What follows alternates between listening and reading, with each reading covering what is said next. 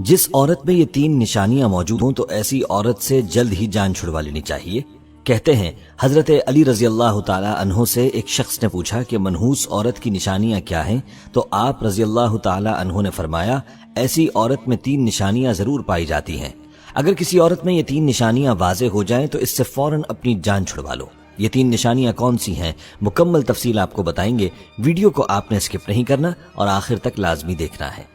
پیارے دوستو، یاد رہے کہ ساری عورتیں منحوس نہیں ہوتی، بلکہ ہمارے معاشرے میں نیک اور پارسا خواتین بھی موجود ہیں۔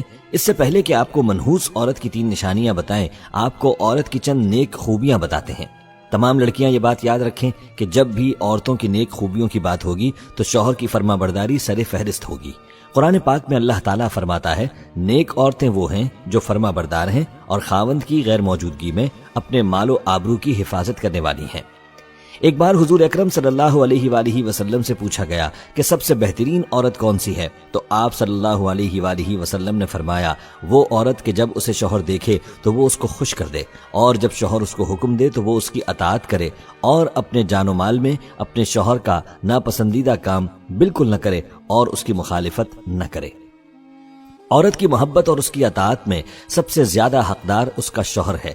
اس کا اندازہ اس بات سے بخوبی لگایا جا سکتا ہے کہ نماز عبادت کی نہایت اعلیٰ قسم ہے اور سجدہ اس کی چوٹی ہے، لیکن شریعت نے شوہر کا مقام و مرتبہ واضح کرنے کے لیے اتنی اونچی مثال بیان کی ہے کہ سیدنا ابو ہریرہ رضی اللہ تعالی عنہ سے روایت ہے کہ نبی کریم صلی اللہ علیہ وآلہ وسلم نے فرمایا اگر میں اللہ کے سوا کسی اور کو سجدہ کرنے کا حکم دیتا تو میں بیوی کو اپنے شوہر کو سجدہ کرنے کا حکم دیتا۔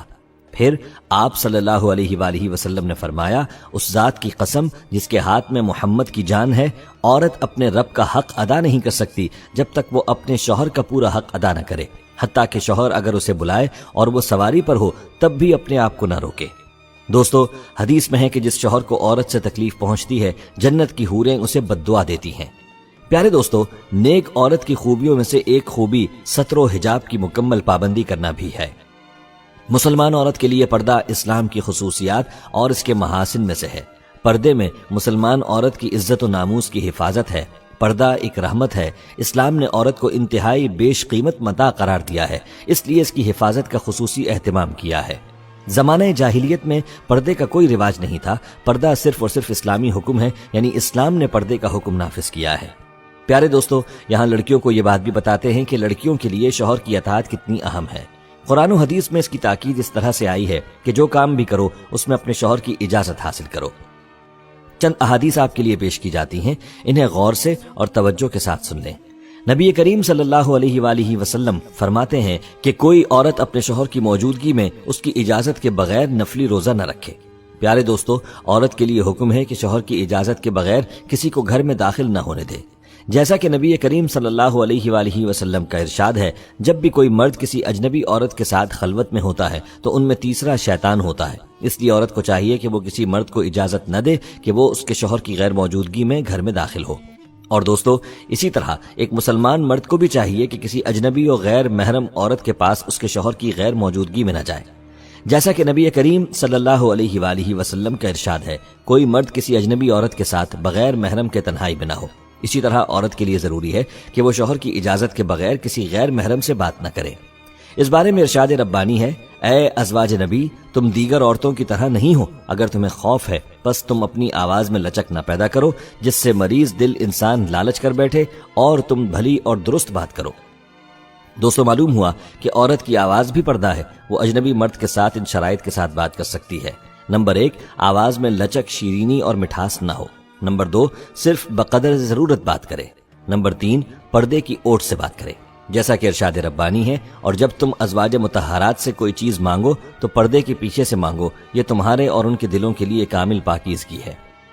دوستو، اس آیت میں اگرچہ ازواج مطہرات سے خطاب کیا گیا ہے مگر یہ حکم امت کی ساری خواتین کو ہے۔ جب امت کی ماؤں سے پردے کی اوٹ سے مانگنے کا حکم دیا گیا ہے جبکہ وہاں شک و ریب کی کوئی گنجائش نہیں، تو باقی خواتین جنہیں یہ مقام و شرف حاصل نہیں ان پر پردہ کرنا اور ضروری معلوم ہوتا ہے۔